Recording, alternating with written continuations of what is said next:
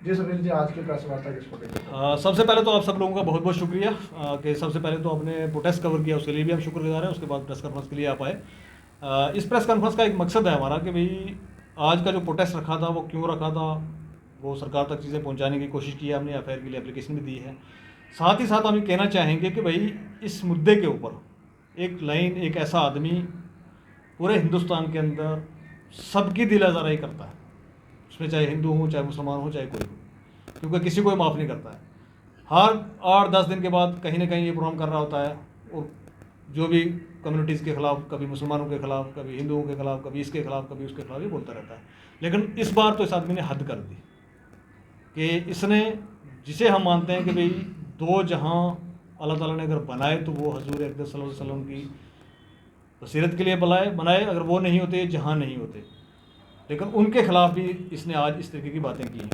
लेकिन आज की जो प्रेस कॉन्फ्रेंस हमने रखी है, इस प्रेस कॉन्फ्रेंस में मैं कुछ बातें पूछना चाहता हूँ यहाँ के, खासकर जम्मू कश्मीर के पॉलिटिशियंस से, जिन्होंने बहुत बढ़िया तरीके से और बड़े सलीके से इलेक्शन के अंदर जो है हिंदू मुसलमान किया, पहाड़ी गुज्जर किया, डोगरा कश्मीरी किया, सब कुछ करके अपने वोट बटोरने के चक्कर में लगे रहे। लेकिन आज इस मुद्दे पर एक उनके मुंह से दही जमाओ और एक जो है अल्फाज उनके मुंह से नहीं निकला। कुछ लीडर्स जिनको मैं यहाँ आपके विसात से मुखातब करना होकर कहना चाहूँगा कि फ़ारूक अब्दुल्ला साहब, आप कहाँ हैं? कहीं गाना शाना गा के अगर आप फ्री हो गए तो इसके ऊपर बात रखें, क्योंकि आपकी पार्टी और आप अभी इलेक्शन लड़ रहे थे और आपने जितना पोलराइजेशन हो सकता था उतना तो किया आपने, लेकिन जब हजूर पाक सल्लल्लाहु अलैहि वसल्लम की बात आती है तो आपको बात करने में तकलीफ़ होती है, आप बात नहीं करते हैं। साथ ही साथ मैं उमर अब्दुल्ला साहब से कहना चाहूँगा कि जनाब आप कहाँ हैं? उसके बाद महबूबा मुफ्ती साहिबा आप कहाँ हैं? आप तो ज़रा सी बात पे भी आपका ट्वीट आ जाता है, लेकिन उन ट्वीटों पे ये जब हजूर पाक सल्लल्लाहु अलैहि वसल्लम की बात आती है तो आपके ट्वीट क्यों हाथ डगमगाते हैं, आप बात नहीं कर पाते। और इसके बाद में कुछ हमारे पहाड़ी लीडर और कुछ गुज्जर लीडर हैं हमारे पीर पंजाब रीजन के, मैं उनसे मुखातब होकर कहना चाहूँगा कि जनाब मुर्तज़ा खान साहब, वहाँ पर तो आपने बहुत बढ़िया पोलराइजेशन की। वहाँ पर हमारे एक पीछे सईद मुश्ताक बुखारी साहब, उनकी वफ़ात हो गई थी, अल्लाह ताला उनके दर्जा बुलंद करे और जन्नत में आला जगह अता फरमाए। उसको लेके सोशल मीडिया में कुछ बच्चों ने कोई कमेंट कर दिए तो आपने तो तूफ़ान उठा दिया था।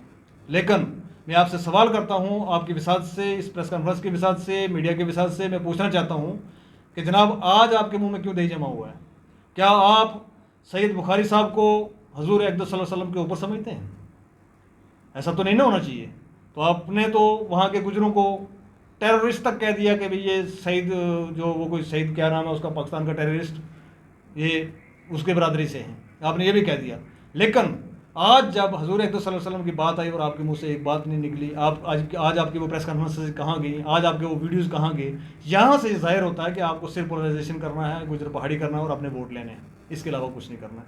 साथ ही साथ मैं कहना चाहूँगा, वहाँ के हमारे लीडर हैं एनसी के जावेद राना साहब, चौधरी अकरम साहब सोनकोट से, चौधरी शाहनवाज साहब सोनकोट से, मलिक इकबाल साहब, जुल्फ़कार चौधरी साहब, जावेद चौधरी साहब, इमरान साहब, मियाँ अल्ताफ़ अहमद लारवी साहब और बीजेपी के तमाम लीडरशिप से, इंक्लूडिंग रविंद्र रैना जी, मैं कहना चाहूँगा कि एक तरफ से आप कहते हो जी हम भाई भाई हैं, तो आपके मुंह में क्यों दही जमा हुआ है? मैं चाहता हूँ कि एक प्रेस कॉन्फ्रेंस रविंद्र रैना जी भी करके अपना स्टैंड क्लियर करें, एक प्रेस कॉन्फ्रेंस करके जावेद राणा जी भी जो अपना स्टैंड क्लियर करें, एक प्रेस कॉन्फ्रेंस करके जो है वहाँ के पहाड़ी लीडर, वहाँ के गुज्जर लीडर, यहाँ के हिंदू भाई हमारे जितने भी लीडर हैं, एनसी के हों, बीजेपी के हों, अपना स्टैंड क्लियर करें। इसके ऊपर आपका क्या कहना है?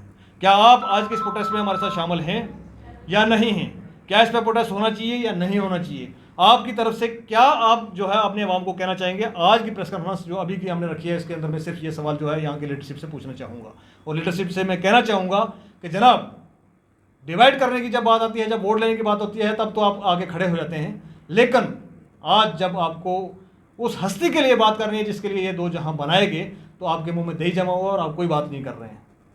ठीक है जी, पोलराइजेशन आप करते रहते हैं हमेशा और सारी चीज़ें करते रहते हैं, लेकिन जब मुद्दे की बात आती है आप लोग चुप हो जाते हैं। और दूसरी तरफ से मैं ये कहना चाहूँगा यहाँ के डोगराओं को, यहाँ के कश्मीरियों को, यहाँ के हिंदुओं को, यहाँ के सिखों को, यहाँ के मुसलमानों को, यहाँ के गुजरों को, यहाँ के पहाड़ियों को, कि आप किसी भी कम्युनिटी से हैं, आप दर्द दिल रखते हैं, आप इंसान हैं, आप अपने आप को इंसान समझते हैं, आप पढ़े लिखे हैं, आप सोशल वर्क करना चाहते हैं, तो इसके ऊपर अपना बयान रखें, अपनी आवाज़ रखें, अपनी बात रखें, क्योंकि इसके बाद हमारे पास, मैं कहता हूँ, वो धंधा ही आ गया हमारे लिए आगे, इसके अलावा हमारे पास कुछ बचा नहीं है। भारतीय जनता पार्टी ने पोलराइजेशन कर करके इस तरीके का जहर लोगों के जहन के अंदर घोल दिया है कि आज जो है मुसलमान हिंदू का दुश्मन बना हुआ, हिंदू मुसलमान का दुश्मन बना हुआ, गुजर पहाड़ी का दुश्मन बना हुआ, पहाड़ी गुजर का दुश्मन बना हुआ, डोगरा समझते हैं कश्मीरी ने लूट लिया, कश्मीरी समझते हैं हमें डुबाने वाले डोगरा हैं। ये सब चीज़ें जो हो रही हैं वो सिर्फ इसलिए हो रही हैं क्योंकि भारतीय जनता पार्टी का बीज बोया हुआ है। आज उस बीज की कटाई के लिए जो हमें देख रहे हैं। दूसरी तरफ से इस प्रेस कॉन्फ्रेंस का ये भी मकसद है, मैं आपकी विसात से पूछना चाहता हूं मोदी जी से कि यहाँ अगर किसी बच्चे ने अगर फेसबुक पर कोई कमेंट लिख दिया तो उस पर UAPA लग जाता है, और ये एक मलून, एक ऐसा आदमी जो कम्युनिटीज़ को डिवाइड कर रहा है, सारा आम दिन को जो है वो मीटिंगें करता है और प्रोग्राम्स के अंदर चीज़ें करता है और नेशनल मीडिया उसको चलाता है, उसके ऊपर कोई कार्रवाई UAPA के अंदर क्यों नहीं हो रही है? उसको क्यों नहीं अरेस्ट किया गया है? एक FIR लगा देने से आपका पीछा नहीं छूटेगा, इसको अरेस्ट करिए। और जिस तरीके से, जिस तर्ज अमल से जम्मू कश्मीर के बच्चों को आपने पिछले 5-5, 6-6 साल से जेलों के अंदर बंद रखा हो, उस तरीके से इसको बंद किया जाए। बहुत बहुत शुक्रिया।